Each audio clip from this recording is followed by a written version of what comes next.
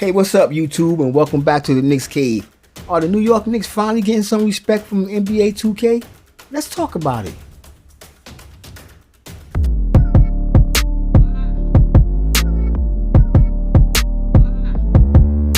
Yes, sir. Yes, sir. Welcome back to the Knicks Cave. Well, it's been about 2 weeks since NBA2K dropped, and we finally get to look at the New York Knicks roster for the 2021-22 season. And we're going to discuss the ratings. You know what I'm saying? I don't know about you, but I know, and I think 7 out of 10 people, if you're an NBA basketball fan, you got either a PlayStation or an Xbox in the crib, and you playing 2K. So if you're a Knicks fan, you already know how they've been doing the New York Knicks for the last, I'm not even going to say 10 years, but let's say 6 years, especially since they started that 3-tier system, which I hate when the Knicks is always in the 3rd tier. But guess what? Like I said, they finally showing us some respect. And I guess because I don't know, the Knicks is doing their thing. For them haters that don't think so, this is just the beginning. First is 2K, and then it's the rest of the country. Let's go Knicks. But the New York Knicks, they, like I said, they are showing us, like, they got a defensive rating of 85, offensive of rating of 95, and an overall rating of 90. And trust me, the game looked pretty good. You know, I'm telling you right now, the game looked pretty good. I only got to play one game with the New York Knicks, and that person quit. And like I said, you know, it's that 3 tier, so I'm going through the 3 tiers. So I'm in number 1 tier. So I'm using Brooklyn Nets. Well, with that being said, let's get right back into the video. The first player on this list, and I really can't complain about, and you know what I'm saying, is my boy Julius Randle, coming off one of the best seasons of his career, where he won the MIP. Randle has earned his place among the top players in Eastern Conference. That's just how I feel. He should have probably been ranked around 88 or 89, but his performance in the playoff probably played a factor into his rating, and they hit him off with a decent 87. It's not a 90, but it's damn near close. And I give that rating a grade of a B. I mean, if Randle just would have got us into the second round, they probably would have hit him up with a 90 or 91 rating. I'm being honest with you. We all know. Well, I know, and I think so. Second on this list is my boy RJ Star Barrett. And this one was a surprise. Not because of how he isn't higher, like they didn't put him up higher, but 2K finally decided to show RJ Barrett some respect.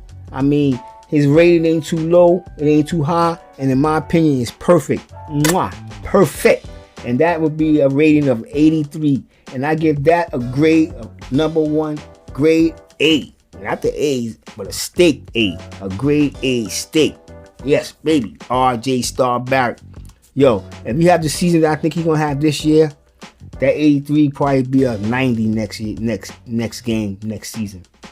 Let's slide on down this list and let's check out the next person, which is Kemba Walker. And to be honest with you, this is his lowest rating since 2K16.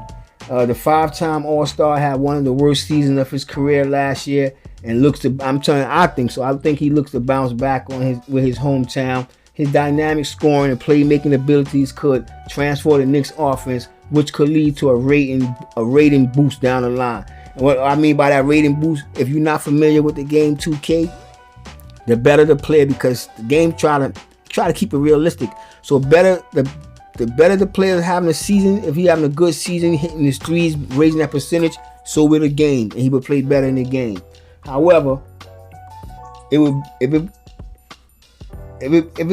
it be some type of issue with his knee, that could probably play up. You know what I'm saying? But I think there's also a chance that he will improve that 83. Some people think it might go down, but I don't think so. I think his knee's gonna be alright, and that 83 rating will probably turn to 85 or 87 somewhere just before we hit the All-Star break. Hopefully, now you know if that's happening, he's gonna be an All-Star.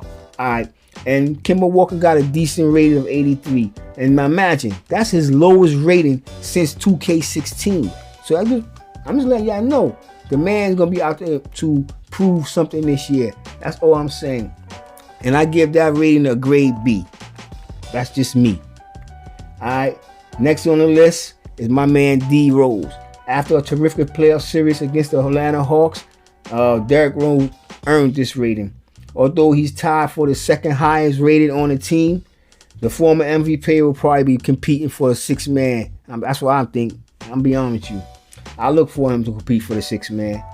And I think his ratings, I'm just saying, I don't think Derrick Rose is going to do too much more than he did last year. And we don't need him to do too much more than he did last year. So his rating should stay around 83. Hopefully he can go up to 84, 85 would be fantastical. I don't know, I'm making up some of these words as I go along too. But like I said, his rating is 83, and I get out a grade A state. Not no goddamn minus, not no B, but a grade A state.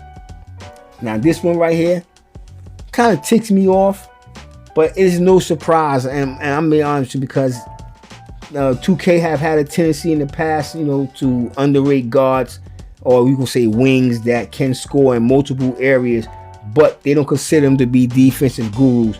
So it don't make a difference how much playmaking ability they have. They always have a hard time rating them dudes over 80. And I'm gonna let you in on another secret, especially if that guard or that wing player play for the New York Knicks. It's hard for them to get a rating over 80. Well, this one, like I said, doesn't make sense, because I don't know what the people in 2K thinking about, because just before he got traded, you could say last year too, before he got traded to Boston, the man was averaging damn near 20 points.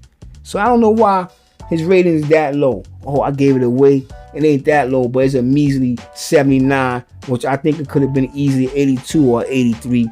But I'm gonna give that a grade of a F, because they did my man Fournier dirty. So just like his name is Evan Fournier and that begins with the letter F, I give that a grade F. In no way he's a goddamn 79. And matter of fact, the people that they got him, I'm gonna say people, but the other players who in 79 rating, we all know Evan Fournier is way better than them.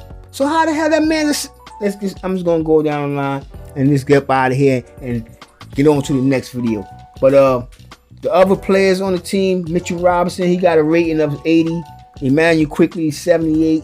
Nerlens Noel is 78. Obi Toppin 76. Tobbs Gibson 76. Kevin Knox, this one surprised me. They gave him a 72. I really honestly thought they probably gave him a 65 or 68. But if you come to think about it, even though he didn't get that much playing time, when he did come out there, the 3 or 4 minutes he played and hit his shots, it was efficient shots. He just didn't get enough shots, and he just got to get some more confidence. I don't know what we're going to do with Kevin Knox this year, but hopefully his rating go up while he on the team, and maybe for a little trade bait. Quentin Grimes 71. Luka Valdoza 71.